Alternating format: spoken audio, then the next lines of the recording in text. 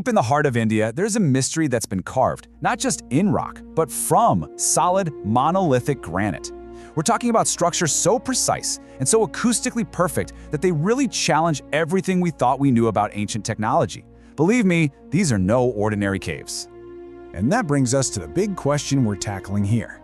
What if these ancient chambers weren't just for shelter? What if they were actually sophisticated sonic instruments, meticulously engineered to have a profound, measurable effect on the human mind? So welcome to the Barabar Hills. What you're looking at right now is the incredible entrance to the Lomas Rishi Cave. It's part of a group that's recognized as a UNESCO World Heritage Site, and for good reason. Carved way back in the 3rd century BCE, these are the oldest surviving rock-cut caves in all of India. And their very existence is, well, an absolute architectural enigma. And you know, that's not an exaggeration at all. The precision of the cuts, the almost impossible mirror-like polish on the interior walls, and they did all of this in one of the hardest stones on Earth. It just raises these huge questions, right? How on earth did they do this over 2,000 years ago? And maybe even more importantly, why? To even begin to wrap our heads around this, we have to travel back in time and look at the historical context, the incredible empire, and the very specific group of people who made this marvel a reality.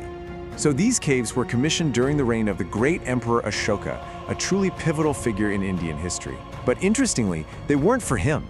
They were actually gifted to a now extinct sect of ascetics known as the Ajivakas.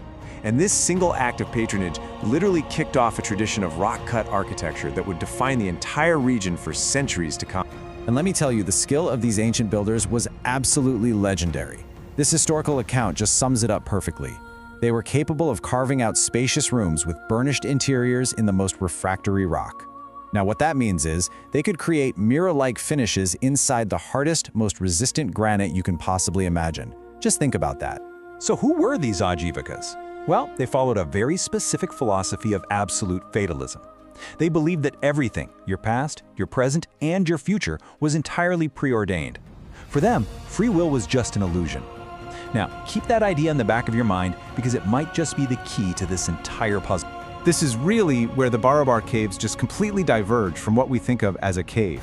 A typical cave, it's rough, it's irregular, and it absorbs sound. But the Barabar chambers are the polar opposite. We're talking glass-like polished walls and incredibly precise geometric shapes. They were clearly deliberately designed to reflect and amplify sound.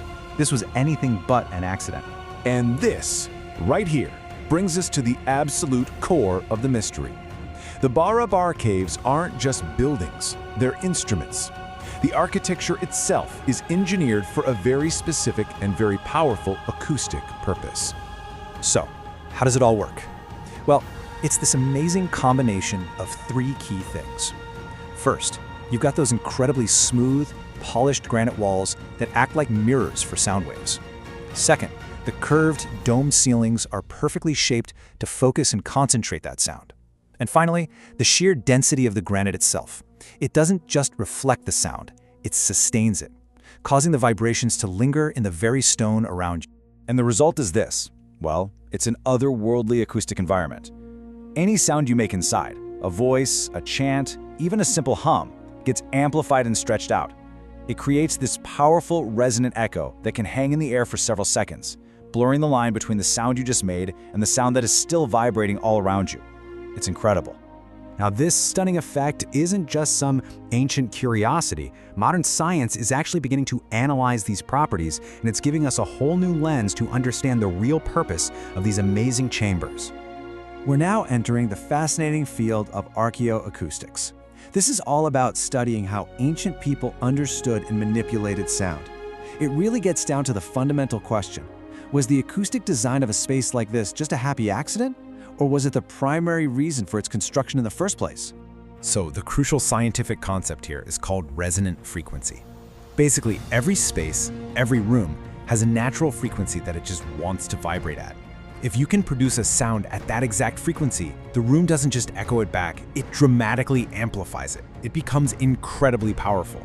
Now, in archaeoacoustic studies of other ancient sites, like the incredible Hall Cefliani Hypogeum in Malta, a very specific frequency keeps popping up, around 114 Hz. Researchers have found that a male voice chanting around this frequency can trigger a really powerful resonant effect in these kinds of specially designed chambers. And here's where it gets truly mind-bending. This isn't just about making sound louder.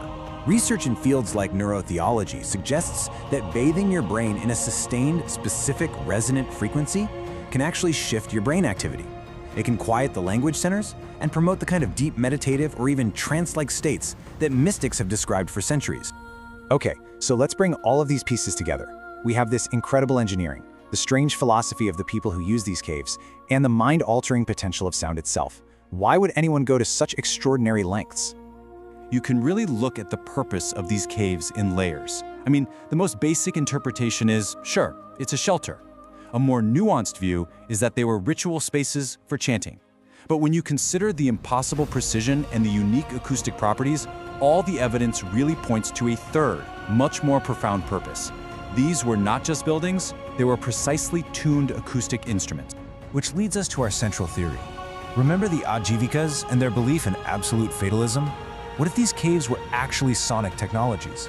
What if they were tools designed to create an environment that could help them quiet the mind, transcend ordinary reality, and maybe, just maybe, experience a state of consciousness where the preordained nature of the universe could be felt directly? The Barabar Caves are a stunning testament to a lost science of sound and consciousness. They force us to completely reconsider the sophistication of ancient engineers, and they make us ask a truly profound question. What other ancient technologies, built not of circuits and steel, but of stone, sound, and intention, might we have lost and are only now beginning to understand?